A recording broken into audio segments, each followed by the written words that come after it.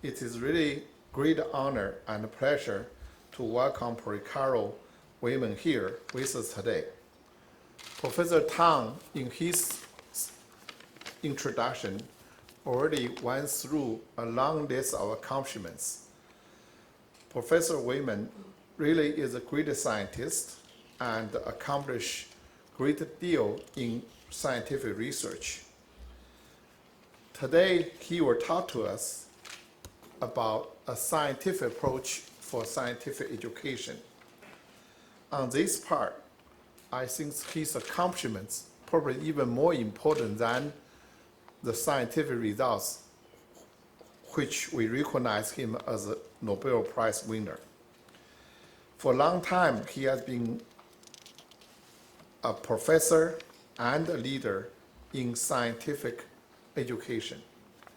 He not only served as the chairman of the board for science education in National Academy of Sciences, he is also a founder and chairman of Science Simulation Program, which provides extensive simulation package in order to improve the methods that physics, chemistry, mathematics, biology, and earth science were taught and learned by students. In addition, Professor Wieman also served the U.S. Science Engineering Festival Advisory Board and is Associate Director for Science of White House Office Science Technology Policy in 2010. He is a elected Fellow of National Academy of Science, American Academy of Arts and Sciences. I think his talk here in our university in Macau is particularly important. Macau is a small place. Honestly speaking, we may not have room for fundamental basic science research here. The question is why students have to learn science here. They may not have found a job in nuclear engineering or nuclear physics in town. We have to learn science. We have to teach science because science will not only produce material results which can improve our life, but more importantly, science is a way of thinking. Science is a methodology. We not only can deal with the science, but also can deal with many other things. Therefore, it's important for any person to learn science because it's a part of a good thinking. It's very important for a community like Macau to have certain people who can think in science. Ladies and gentlemen, given that, let's welcome Professor Carl Wieman. Tell us how can we learn science by scientific approach. So it's a great honor for me to be recognized here at the honorary degree at the University of Macau. But I find the part that sort of particularly attracted me to this was the fact that you're a relatively young and rapidly growing and developing university, and as such, you're kind of poised in the best situation to take advantage of the advances in research on how people can best learn and how people can best be taught that I'll lay out in my talk that are really changing how we can think about university education to make it much better and more effective. And so that's, I think this is a particularly good place to hear this message and to put it into action. And finally, I also want to emphasize the wisdom of the rector's comments, that I think when I talk about science education, I'm not talking about making more scientists as much as I am about educating all students in the way of thinking and sort of the technical issues that are in the world around us. And this is particularly important these days for two big reasons. One of them is that the modern economy has technology embedded in it in so many different ways that almost independent of what particular occupation a person goes into, they're going to be more effective in their job, they're going to be more successful if they have this basic understanding of science and technology and the way of thinking about it. And then the second reason is that we have these very important societal issues, the choice of energy, how we deal with the environment and global warming, where they're technical problems at their heart, and so we have to have the people have a better grasp of these if they're going to respond to them appropriately. So that's sort of the reason for teaching better, but now most of this is going to be about how to teach really all students better. And the work I'm going to talk about is relevant in a number of different ways. First, in terms of understanding how to improve how we teach undergraduates. Secondly, it's equally relevant in thinking about the training of graduate students, which is also important here. And then finally, it just is good for people can use to understand better how themselves, how you can learn better in whatever activities you're going to be doing, where you're always wanting to learn more. So before I get into the details of that, I want to give you a quick history of how I came to be where I am, of balancing science and science education. You know, when I first was called upon to teach physics 40-some years ago, I used the same methods as I'd seen, and I think everybody does when they first have to teach something. I would think about the physics topic very carefully and get it figured out very clearly in my own mind. And so then I could go tell it to the students, expecting they would understand it the same way I did. But I was always pretty good at testing things, and it was very clear when I actually tested what the students were learning and thinking, what I thought were brilliantly clear explanations were leaving most of the students quite baffled. And so for many years, this just seemed like something that was like the weather. You couldn't really do anything about it, whether you liked it or not. No one seemed to do much better. But the way I came to understand this quite differently and make more progress actually came from working with my physics research program and working with the graduate students in that program and seeing how they developed into physicists. And there was a puzzle that I saw after I'd worked with many students, which is that consistently these students, they would come into my research lab, and they only could do that if they had many years of great success in math and science courses. But I found that in spite of that, they really couldn't do physics at all when they started out. But that after just a few years working in the research lab, they had turned into expert physicists and went on to become professors around the world. And so this was puzzling to me, but even more puzzling was the fact the students who did the best in courses, had the highest test scores and so on, never turned out to be the best scientists. And so I reached the point where I decided there's a basic science question here. And so I tackled this the same way I would a question in physics, and I started looking in depth at what the research was on how people learn, and particularly how people learn physics. And I found there were a bunch of people who had been studying this and doing research on it. And after I spent some years learning about this, I realized that there was a very clear explanation. Not so clear how to, whoops, that's not the right thing. Is there a laser? Well, forget it. I'll skip the laser pointer here.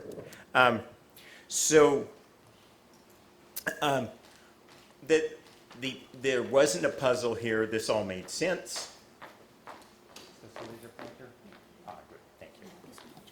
Oh, fine, yeah, that's okay. But it also gave me a very different way to think about teaching and learning than what I'd had before, and it actually got me started doing physics, and then more broadly science and engineering education research, doing controlled experiments on different ways to teach and measuring the different amounts students learned in this. And so rather than just being something of opinion or copying habits, you could approach it like I approach physics, of getting data and find out what worked and what didn't work.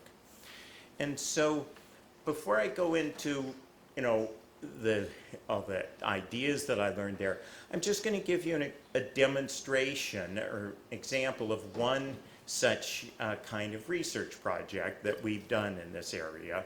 And this is looking at the learning that takes place just during the class section. And we took a very large introductory physics class and took two big sections of this that we saw the students were very nearly identical, covering the first year college physics. And the experiment was taught by, in one of those sections, the section and the material was covered by someone who was a very experienced professor teaching this with high student ratings. And the other section was taught by someone who was a new PhD in physics, but had been trained in these scientific research-based methods of teaching. And the two instructors agreed to cover exactly the same amount of the same material in the same amount of time, and then the students were given a test on this they weren't expecting immediately following these lectures to see how much the learning was different between the two. And so this is the results that one saw. So okay, so if you look at the number of students this way, their score on the exam this way. So this is how the students did who got the standard lecture from the experienced professor. In white are how the students scored who got these scientific teaching methods. And so you can see there's a very large difference in learning with the scientific teaching here. So this is the kind of thing that we find that then shows us different methods work better or worse, in this case better. Now, what's behind those kind of results? It's not an accident. It's the fact that the teaching in that case was based on principles that really come out of three different areas of research that over the last couple of decades have had a lot of new insights, and the three are now coming together to give us a very much clearer, consistent picture of what's needed to achieve complex learning, like thinking like a scientist or engineer. And that's the fields are the cognitive psychologists who study how the brain thinks and learns, brain research, and then the research from science and engineering classroom studies. Now, I'll just say that the work in this kind of work, the data really from the classroom showing the differences is almost entirely from science and engineering classrooms. But that's not to say it wouldn't work for many other subjects. I think the arguments we can, looking at the cognitive psychology and brain research, we could say that this very likely applies to most subjects as taught at the university level.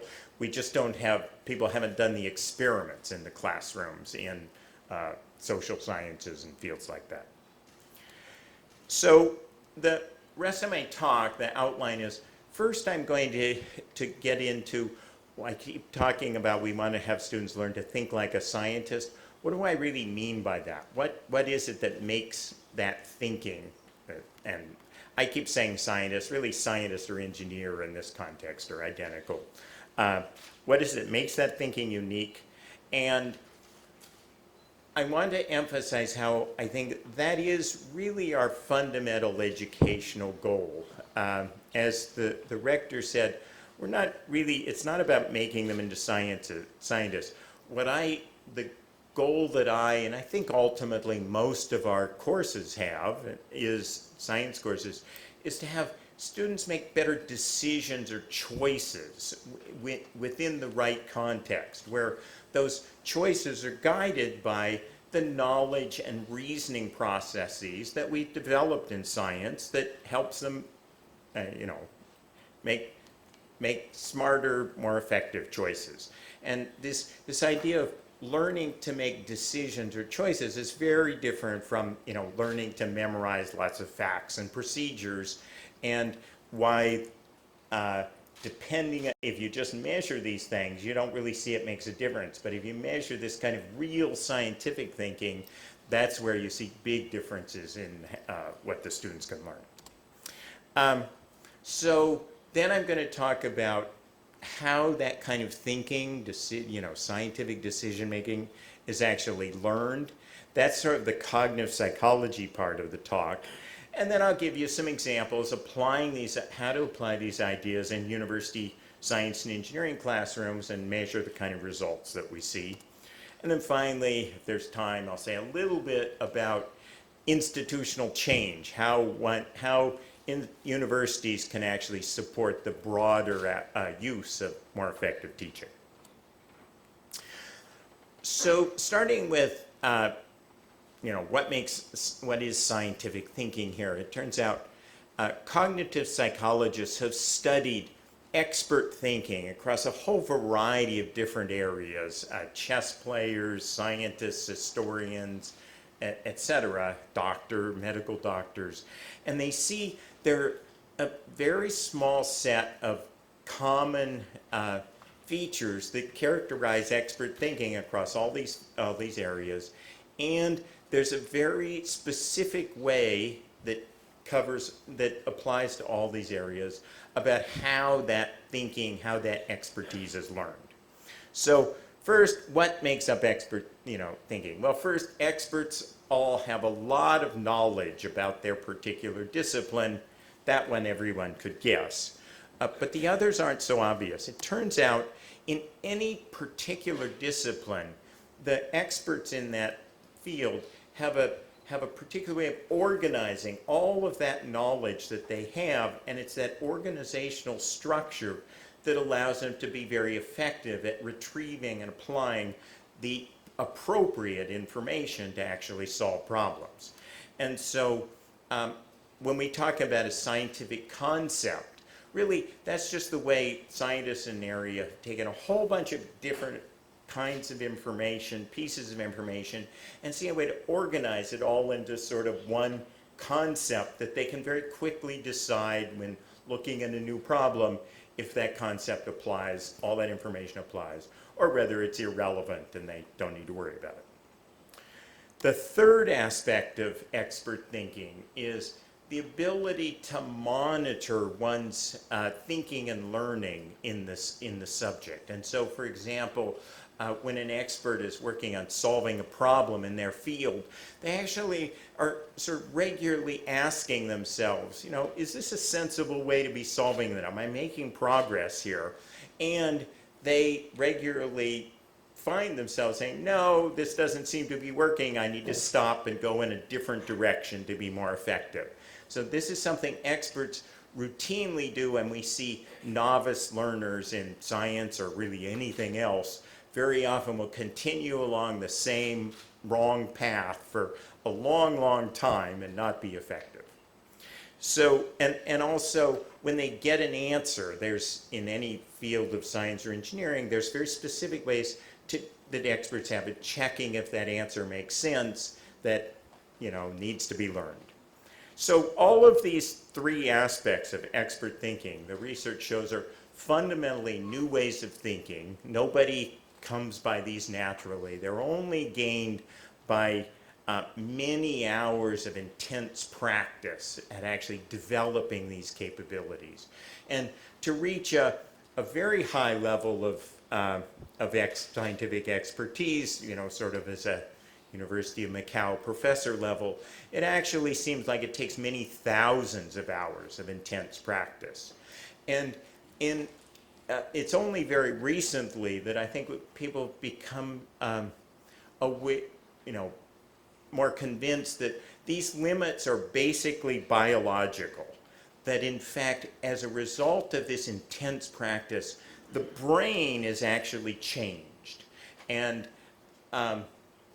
it's actually rewired in a substantial way. The neurons hook up differently, and it's within that rewired brain that the expertise actually lies. And so it just takes that much time and effort for the brain to be forced to make that difference. So what we now realize is that it's a very good this learning of complex thinking is a very good analogy to trying to build up a muscle. If I want to build up this muscle, I have to use it very strenuously, and I've got to do that over a long period of time, and as a result, the body says, okay, he's going to keep using that muscle, I better make it bigger and stronger. And in fact, your brain does exactly the same thing. When you have intense focus on solving certain kinds of problems, it changes to optimize that capability.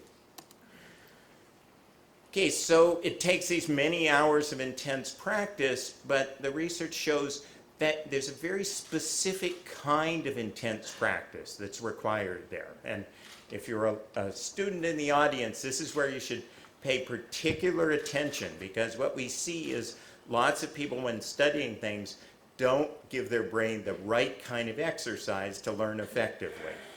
But the right kind of exercise means you have to be doing hard but not impossible questions or tasks, and those tasks have to be very explicitly practicing the expert thinking skills that you want to develop.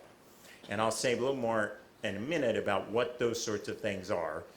But in addition to practicing the skills, much like in athletic skills, you need to know how well you're doing and how to get better. And so you have to be practicing these skills, and then you have to get feedback on what you can do better, how to improve, and then you just continually go through this cycle, just like you would be if you want to learn to play golf better, or tennis, or football, of practicing, getting guiding feedback, and then practicing more and more challenging things. So what is the kind of thinking that you have to be practicing? Well, I'll give you some examples of particular expert thinking skills that I know apply to every field of science and engineering. And these have to be part of the thinking you're practicing. So first, in every field, there's a set of conceptual models that the experts use, and more importantly, there's very sophisticated selection criteria for deciding whether that particular conceptual model applies in a given problem or not. And so that's one very clear aspect of expert thinking one needs to practice and learn. There's methods for recognizing in a given new situation what's relevant, what's irrelevant for making progress and solving there. When you solve a problem and you have an answer or conclusion, every field has very specific criteria for testing if that answer is likely to be right and make sense. And finally, every field of science and engineering has different ways of representing information, and experts move very fluently between these different representations of relevant information, and in the process gain new insights for solving problems. So these are exactly the kind of things that the learner needs to be practicing to actually achieve expert, to be able to think like an expert. Now, you'll notice I didn't list any particular topics here, whereas, and I'm sure here, like every other institution, most of the discussion about education is, well, do we cover this topic or that topic, and in what order, and so on. And the point I want to emphasize is particular topics or knowledge are actually in themselves not very important. Where they really become useful is when they're integrated in with these broader areas or broader aspects of expert thinking. Those guide the learner as to when and how to use that knowledge that they gain. And so you really have to be learning them together to learn to think in more effective, more expert-like ways. So that's really what the learner has to be doing, and that's the critical aspect. So what's the role of the teacher in all this? Well, if you think about what an effective teacher does, they're the ones who recognize what the expert thinking in the subject is and think about designing the proper practice tasks that practice that thinking at the appropriate level for the students given their backgrounds. The teacher's the one who then provides the guiding feedback to the learners on how to get better. And finally, they motivate the learners as to why this is useful and important and worth learning, so that the learner will put in the fundamentally hard work that's required for any serious learning to take place. Now, if you sort of think about this from these aspects from this perspective and sort of step back, you realize this is exactly what any good athletic coach is doing, right? They're and some teaching students in somebody in some sport, they break down the success in that sport and particular things to practice, and they give feedback to the learners on how to get better, and they motivate them to practice really hard. So I like to think about really an effective teacher is the cognitive equivalent or thinking equivalent to a good athletic coach. And in fact, to do this well requires a very high level of mastery of the subject themselves. And so this really is the ultimate justification for the research university, like University of Macau, where you have the experts in this field are also teaching the students that. Now, as the rest of my talk is going to be all about, is it's not enough to be an expert in the subject. There's real expertise in how to teach those subjects as well. And so that's, you really want your faculty members to be able to have both kinds of expertise. I want to make a couple of little notes before I go into more detail here about this kind of practice with feedback or active learning of some kind, to help you understand what it is and isn't. Sometimes when I give this talk, people will just say, oh, yeah, I've heard of that. That's just, hands-on learning, or these days, the flipped classroom. I want to emphasize it's not, in that these are just sort of different formats of what the students are doing. They don't really say anything about what the students are thinking. And so in the kind of the practice with feedback I'm talking about, it's really central what the learner is actually thinking. And so, for example, flipped classroom, they could involve the right kind of thinking practice, but there's nothing inherent says they do, and very often they don't. And so there really is a basic difference there. The other thing I want to say is that I'm not covering all the aspects of what the research says is important on learning. I'm just taking the bottom two here of this practice of expert thinking with feedback. There's sort of three other basic things that are important to really make this possible to happen.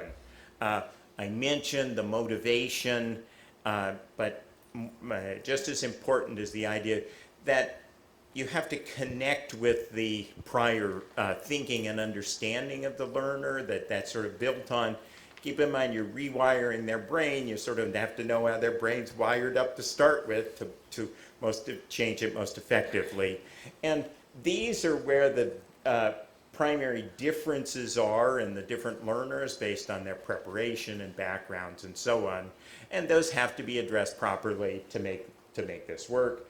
And then there's some very basic things about how the brain processes and remembers information that just needs to be taken into account to teach effectively. Okay, so I'm going to move on to, from these basic principles to what you can actually do in the classroom to make these things work, this practicing scientist thinking with feedback. And I'll give you the example that I think most people find it's a little more difficult way to do this, which is in the great big classroom with a few hundred students in it like this. And I'll give you an example of how I do it teaching physics, but people have done very much the same thing in chemistry and biology and computer science with similarly effective, good results. So take the example of teaching about basic electricity, current and voltage, that I'd be teaching in first year physics. And so I would give all the students a short pre-class assignment, reading the material in the textbook, and they'd have a little short online quiz to check they did it and reward them. Now, I don't expect them to really learn to think about the subject from this, but what it does do is it gives basic information transfer, you know, basic ideas and terminology that the student can get as well or better from reading than they can from me telling them. And so it's really optimizing the use of class time. I don't need to waste class time with simple information transfer. What I can then do in class is I can start with questions or problems. And so I would give the students right away this question here of, I've got this circuit with light bulbs and batteries, and then I ask them, if I close that switch, what's going to happen to the brightness of bulb number 2? And they've got to think about the reason, the answer and the reasons on that. And every individual student has to answer. They use a personal response system, and that's either, if you're not familiar, they're little standalone clickers, we call them, or nowadays more and more people are just having cell phones where the student can input their answer, and then my computer receiver records who they were and what answer they chose. Now, this actually collecting, testing the students in this way, it doesn't really do very much for their learning. It helps me some, because I can quickly see how many students understood or knew the answer or didn't know the answer. But what it really helps with the learning is that it has the student have to commit to some answer that they have some level of accountability for. Now, questions like this are very often wouldn't have any marks attached to them at all, or very tiny, but the point is the student still knows that I can look and do look and see what they answer. And so that simple idea of some level of accountability makes people think much more deeply about a question like this, and it much better prepares them to learn from the subsequent activities. In this case, what those subsequent activities are is that I don't tell them the answer, don't show them how they voted. I then just tell everybody, okay, talk to your neighbors. Each 3 people are part of a little consensus group. Talk to your neighbors, decide on what the answer is and why, and then re-vote. And while they're doing that, and there's all this conversation going on in class, I'm not standing up here in front waiting for them. I'm actually walking up and down those aisles, listening in on those conversations, giving me a little picture of what's going on in the students' brains. And so a much deeper understanding of what aspects are they thinking correctly about the physics and what aspects are they confused on. And so then I can go ahead, after they re-voted, demonstrate the results, show them the vote, and most importantly, then lead a follow-up summary where I bring out all the correct reasoning that people are using and the incorrect reasoning, and discuss it. And I have this emphasized because this is something I've learned from cognitive psychologists about learning, and it's something that I see most often neglected in the classroom, that even when instructors are teaching like this, they're giving questions and so on, they'll think that what they need to do is then just explain the correct answer and move on. It turns out knowing whether you're correct or incorrect on something doesn't really contribute very much to learning at all. Where you really learn, and this is an important lesson for both teachers and students, where you really learn is when you find out you've been incorrect and why you've been incorrect, and so what to do to change in the future. And that's really where learning takes place. And so, okay, so that's how one's teaching. And so how is a student practicing thinking like a physicist in this example? Well, they're having to look at a new situation, decide what's important, what isn't important. They're having to develop a conceptual model for how electricity behaves and how it's related to what happens in a light bulb, and then they're having to critique that, both their own model and the explanations of their students or their fellow students in those discussions. And they're also getting feedback during that process in multiple ways that helps guide and improve their thinking. They're getting it by the feedback they get in the discussions with other students, the feedback from comparing their prediction to what actually they see happen, and then finally, and perhaps most important, they're getting it from me, the informed instructor, knowing what things they're struggling with, and can then target those in my in the discussion I give them. So basically, that is an example of how to put this kind of teaching into the classroom in a big scale, and it just gets the same ideas applied, but or just easier as you get smaller numbers of students. So if you look at the kind of studies that have compared this in terms of learning with the traditional lecture approach that I'm sure you're all familiar with, I, a few years ago, looked at and came up with about 1,000 studies across all different fields of science and engineering where they compared this kind of research-based teaching with traditional lecturing, and they consistently show greater learning. They show lower drop and failure rates, and there's somewhat less data, but generally they show that they benefit all the students, but they seem to have a somewhat larger benefit for the students who are sort of most at risk. And if you want to, there's a bunch of analysis that looked at this. You want to read more details. I'm just going to give you a few of my favorite examples here. So the first is looking at how well students can take the basic concepts of force and motion covered in every first year undergraduate physics course any place in the world to make predictions like a physicist would when they're given some simple real-world context where these things apply, like cars running into trucks. So we have some good tests to measure that sort of physicist-like thinking. And in this experiment, they had a bunch of different instructors across and many relatively small 40-student sections. So they collected data for many years using this test, and they found students scored about 0.3 on it, which I have data from lots of beginning physics class, and this is a pretty good number for a well-taught lecture course in introductory physics. Then, in this case, they had all of the different instructors switch to use this active learning approach where they had the students then work in small groups around tables, work through a set of carefully designed problems that had them practicing the right thinking and getting feedback on it.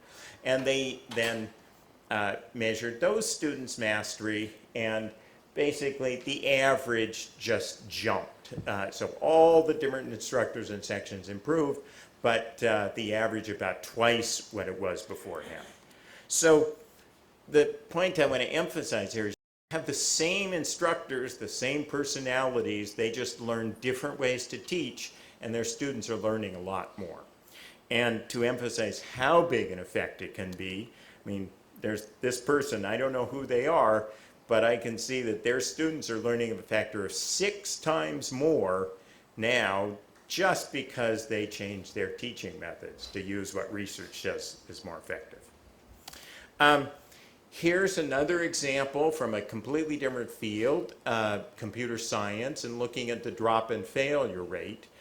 This is at University of California, San Diego. So Beth Simon is someone who came and worked with me for a year. She learned about these approaches to teaching physics, that I illustrated in the electricity example, went back to UC San Diego and got together with the 3 other people who teach the core introductory computer science courses there, and put this kind of teaching method into place there.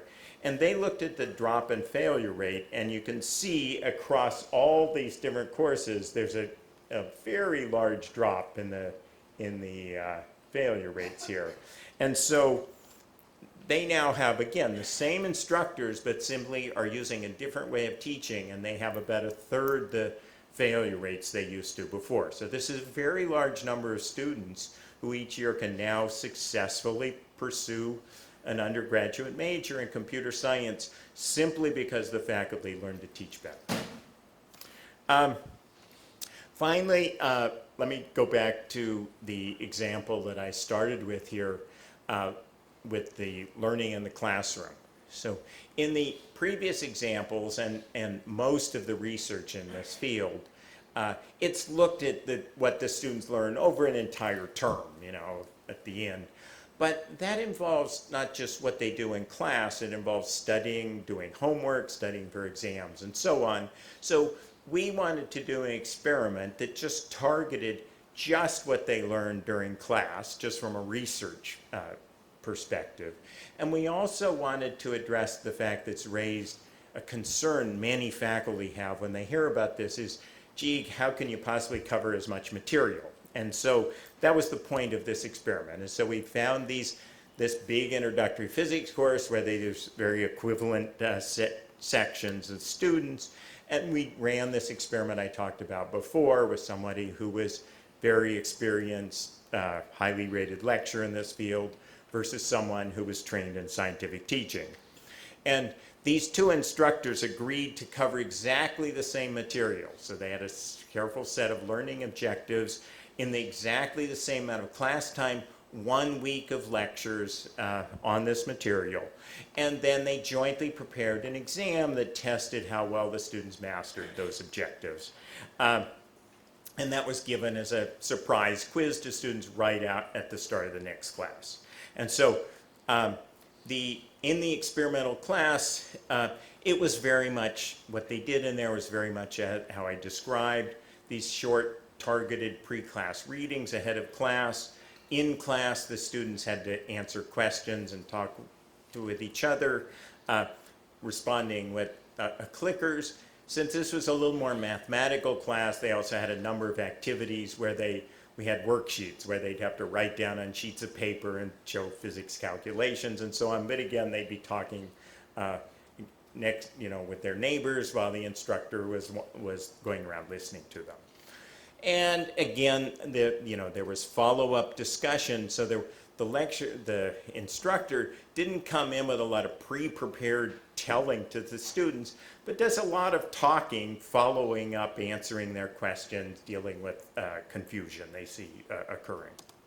And so that's what produced this histogram that I showed you before. Now, the difference between these two classes is actually bigger than you probably realized because this was a fairly carefully developed multiple choice exam to keep it as objective as possible. And so a student, just by random guessing, would get 3 on this test. And so what that means is you really have to look at how far above 3 the students score is really a measure of their learning. And if you look at it that way, you can realize there's just how enormous difference there is between the learning that took place in these two classes. The other thing I want to emphasize about this is that the entire distribution moved up here. You can see, the whole distribution in white is up way above the ones in red. And so the reason I want to emphasize this is a lot of times people hear about these methods and they think, well, maybe that's just better for the weaker students, or occasionally they think maybe the stronger students. And I think this and other data I could show you says, no, this is just better for all the students who have a human brain, because this is the way a human brain learns, and so everybody improves with this kind of teaching. We also measured engagement, sort of technical how to do that, but not surprising in the, in the scientific teaching method, the students are much more engaged because they're having to answer questions and justify results all the time. Okay, so those all took place in introductory first 2-year courses. What my group and a few others have been doing more recently is looking at applying these these teaching methods in more advanced courses. And what we see is the same basic principles seem to work quite well, where you have the students do a little bit of advanced preparation, the sort of simple knowledge transfer, and you don't have a lot of pre-prepared lectures, but you do have students working through things in worksheets and calculations with the instructor facilitating. And so I've been particularly involved in looking at some of the working with the advanced physics courses taken by physics majors, both at British Columbia and more recently at Stanford. And so you can see a bunch of these, how they work, students working away there together during class, the instructors circulating around. And for just the same basic reasons I laid out before, these seem to work better. We've done some particularly challenging and authentic final exam questions in one course that we could repeat similar versions over years, and we've seen about a 1 standard deviation improvement on those, which is think about that's the whole width of the distribution of the class has moved up, so that's a big, big gain. At Stanford, just in the last couple of years, actually the majority of now physics courses taken through the 2nd through 4th year by physics majors have been transformed to this kind of teaching. And there's a few kind of striking results that have come out of that. First is the attendance has gone way up. At Stanford, attendance is optional, and a lot of students just didn't think that, of course, the lectures were all that useful. I think they were correct, but now they're seeing, gee, these coming to class, I'm really learning something, and so they all come to class as long as they're not sick. And all the instructors found they actually were covering as much or more content than they did when they were giving standard lectures. That's not trivial to do. You have to understand how to optimize things to do that, but it's possible and straightforward. Particularly striking to me was we collected anonymous comments from the students on the teaching methods across these courses, and we found they were overwhelmingly positive, actually. So with a very large fraction of students of sort of saying, oh, all our physics courses should be taken this way, and there's actually something of a student campaign to actually make that happen now. And finally, but I think it's certainly not the least important, the faculty all found they really preferred this way to teaching to lecturing. They found it much more rewarding. The students were much more deeply engaged, and as a faculty member, they were really using their expertise in the subject in a much more meaningful way than they were when they were basically just giving lectures to bored students. And this response among faculty is actually something that is consistent with what we've seen at University of British Columbia, where we've transformed a very large number of courses and how faculty teach.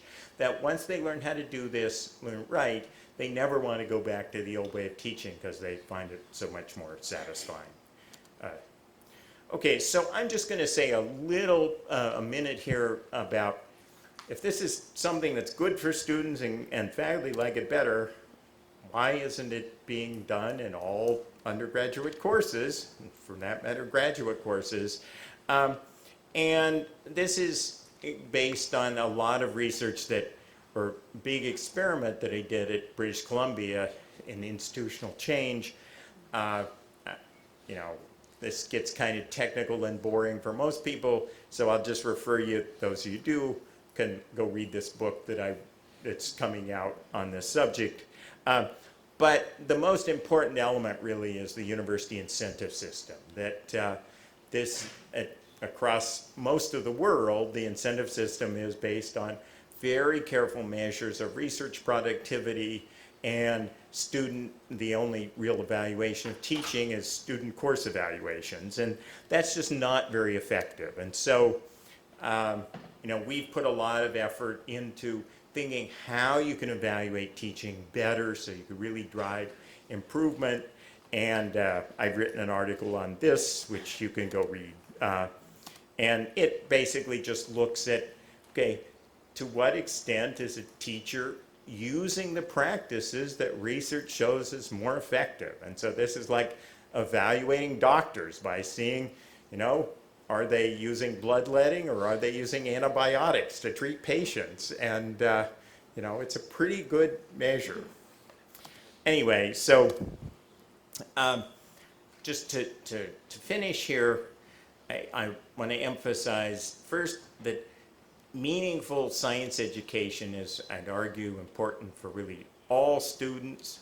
And that kind of education ought to really focus on helping them make better decisions or choice, not memorizing lots of facts. And the research, really new recent advances in research, is giving us much more insights and data on how to do more effective teaching and learning. And, putting into place, we've got lots of data that these approaches really do work, and students like it. Students learn a lot more, and faculty like it. And so, with that, I'll end. I'll say I will make sure that I give copies of my slides are posted so you can get these references and look at them more if you want. But some good references here are a couple of books that I recommend people read at the top. And then at the bottom, the CWSEI website, we have a lot of resources on very specific ways to implement particular techniques in particular classes to help people adopt these methods. So thank you for your attention. I think there's a little bit of time for questions and discussion. 唔該曬，點台演講。之後嚟有請澳門大學醫學物理及材料工程研究所所長湯志康教授到台上，我哋主持問答環節。Thank you, Professor Wieman. And now may we invite Professor Zhikang Tang, Director of Institute of Applied Physics and Materials Engineering, to be the moderator of the Q&A section. Thank you. Okay, now let's open the lecture for question and comment.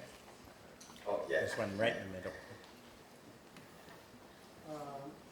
Yeah, thank you. And I think I have heard several of these speeches in similar areas, and I want to ask, can you make some comparisons between your approach and the Bloom's taxonomy?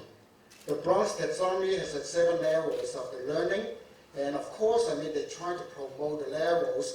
And originally, the Rome memorization is only level 1 and 2 for the maybe elementary and secondary. But if everyone can use a higher level of the Bloom's taxonomy, the level 5, 6, or even 7, and will that reach the similar result what you have? So that taxonomy it's really it's measures of testing. It's not measures of teaching. And so if you actually look at the different levels in terms of the kind of instructional activities. So you're talking about what you're talking about is from the instructor's point of view, and the taxonomy is from the learning, the student's view?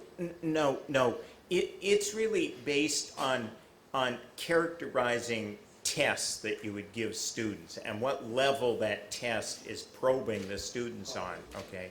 So when you actually look at expert thinking and particular activities in expert thinking, they don't live at one level or another level. They actually cover multiple levels. So it is important that the kind of teaching activities you give the students do go up to the higher levels, but if you try and design an activity that's, say, just level 6, you'll never succeed. It'll require, some memorization, some basic facts, some things all the way in the middle. So it's really, that's really only useful if thinking about what you're testing students on, not so much how you go about teaching. Okay, yeah, thank you, and maybe it's a good combination.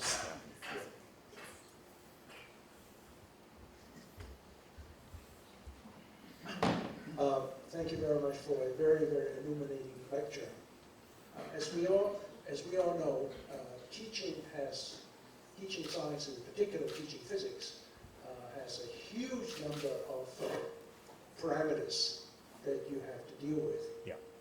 And it seems to me that what you have done, if I'm not mistaken, I could be mistaken, is that you have narrowed your few parameters and worked within those parameters to find the best solution, the most optimal solution. But the parameter outside of that, you have not touched on. Am I correct? I don't really, I wouldn't agree with that.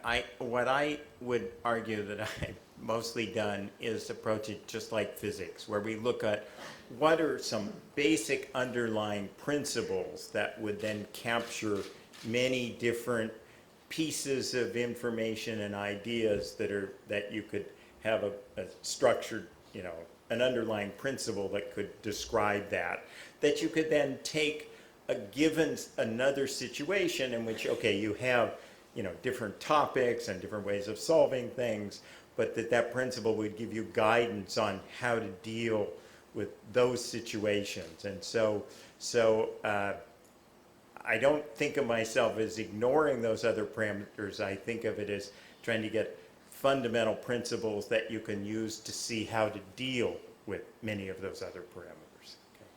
I wouldn't guarantee that there might not be a few that I can't quite fit in, but I think it's just the research shows that if you put those in place across many different topics and different levels and so on, we get consistent, very consistent outcomes.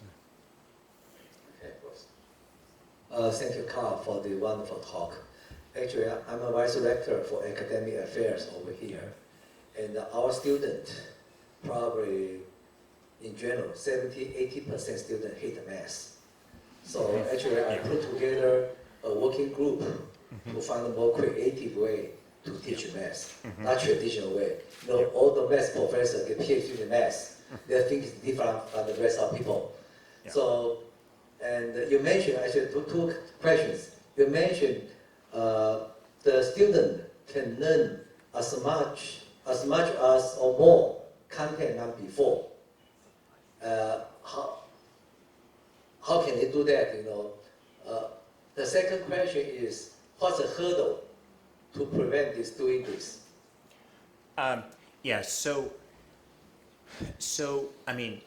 First, I want to make a distinction here that I didn't make clearly enough in my talk. There's the issue of what material is covered in a course versus what material is learned by the students in the course, okay? So the amount of learning that takes place is far larger, whether the coverage is more or less, okay?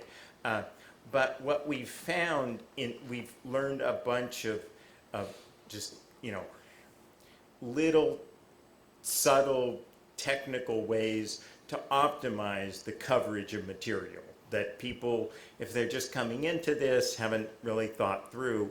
And so if you go to the CWSEI website, there's a list of things that we've put down that people just, okay, here's how to really optimize the amount of material, to use the amount of class time, the amount of time you can have homework, students doing homework, to really optimize the coverage while ensuring the students are doing good learning. So, rather than give you a list of 10 different things, it's easier to go read. So in terms of the second question is what's stopping you from doing it here? Obviously, absolutely nothing. We've demonstrated it at UBC. It is possible. I'll tell you, a few of the hurdles.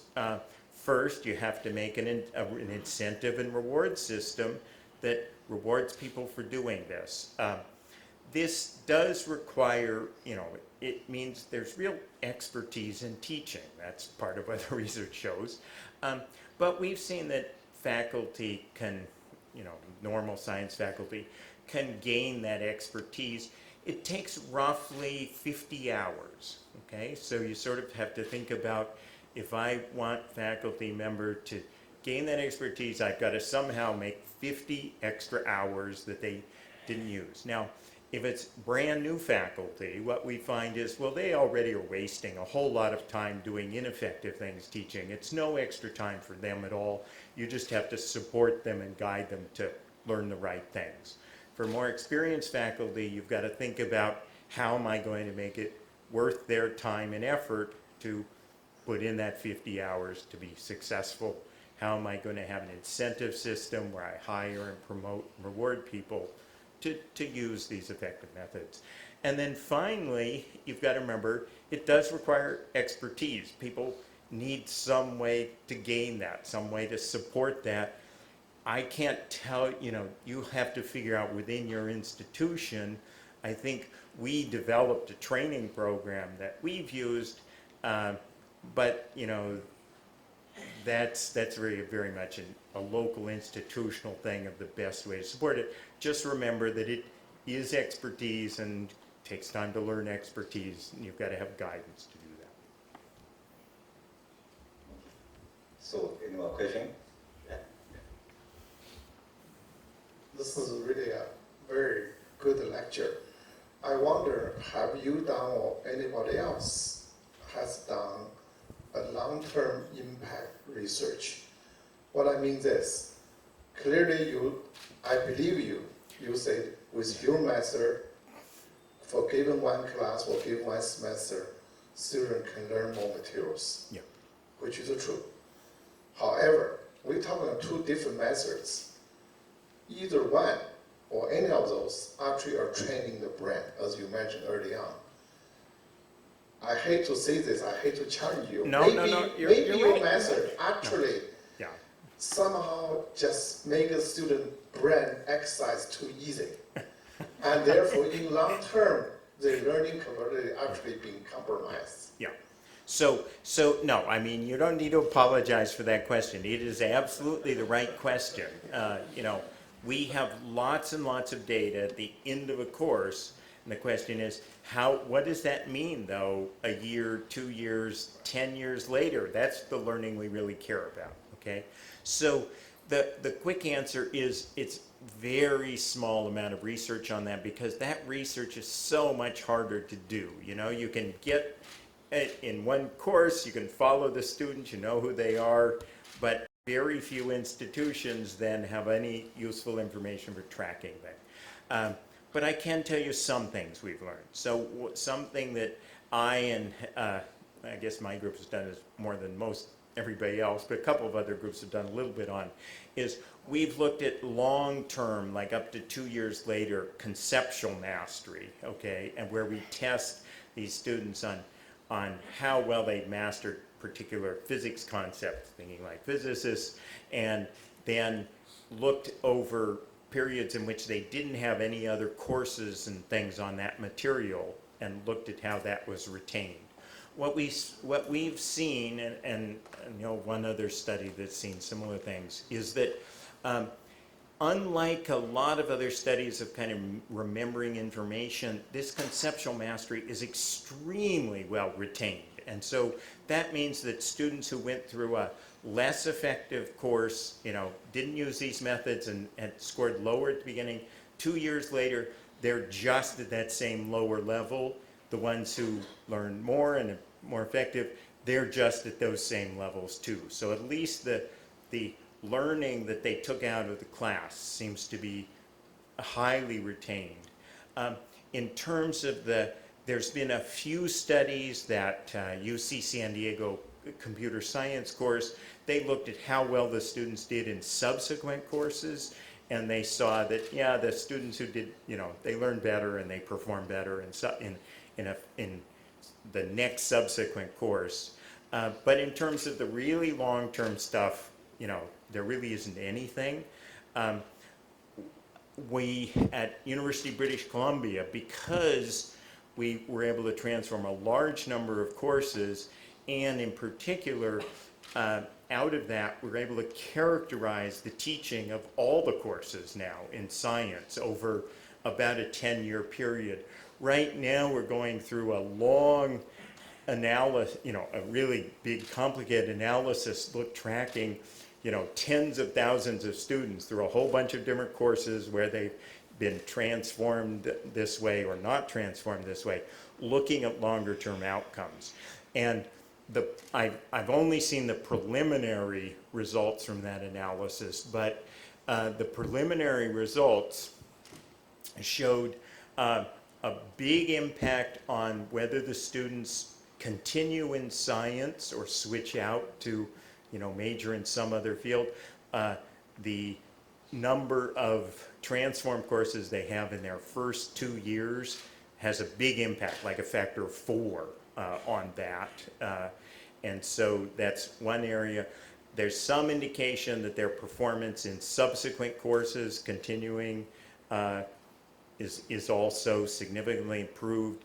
And then the chances they're going, or the probability they will actually major in a particular science field seems to also be strongly affected by whether or not they took one of these transform courses in that subject. And so, like I say, that's all preliminary. We're still sifting through the data, but that's really I'm pretty sure the only data to answer your question, which I completely agree is a very important one. I will say this gets back to your Vice Rector comment about students who hate math. We are starting to look at, my own research group and a couple of others are starting to look at what we call the affective impacts of this kind of teaching. So rather, almost all the measures now have just been, okay, we don't care so much about how students like it. We don't want them to give terrible evaluations, but we really care about what they learned, and that's the measures. Now we're starting to look at these things about, well, how much do they like the subject, and how much would they like to continue in the subject? What's their chances of taking another math course, for example, beyond the one that's required? And we're starting to see, not just in the British Columbia statistical data, but we're starting to see within their attitudes they express some very clear very clear benefits, and we're understanding why those benefits happen. So this clearly has broader, I think, impacts than just on their learning. It's how they feel about that learning as well. Maybe that's a good. Okay. So I just have one question. Okay. Your learning teaching method is very amazing. So usually, if you ask the student to learn more, then student will help you, will make student unhappy. But in your case, using this method, student can learn more subject, but even more happy, right? So from the response, 96% is a positive response. Only 4% is negative. So my question is, what's the 4% negative response? It's really funny how often I get that question. Why aren't you saying, gee, great, it's 90% with, college students. If I got 90% of them agreeing on anything, that would be good. But the reality is the 4% there, first, when it's such a small number, you actually, even though they think it's anonymous, you can be pretty sure who it was often. And so we're pretty confident that students who basically are very antisocial. They don't like to interact with people at all. And so they, in this, they have to talk with their fellow students and argue about, and discuss the reasons behind things and so on. And they just would rather never talk to anybody else. When that's the explanation, I have very little sympathy for them. These are physics majors. We know that if you're going to major in a science or engineering and you're not going to talk to anybody else, you're never going to be successful. Nobody's going to want to hire you. So that being their primary objection, I'm willing to tell them, no, you're just wrong about that. But that does seem to be the concern of they don't like to have to be encouraged to talk with their fellow students. Okay, so any more question? Okay, for no more question, let's thank Professor Wieman again for his wonderful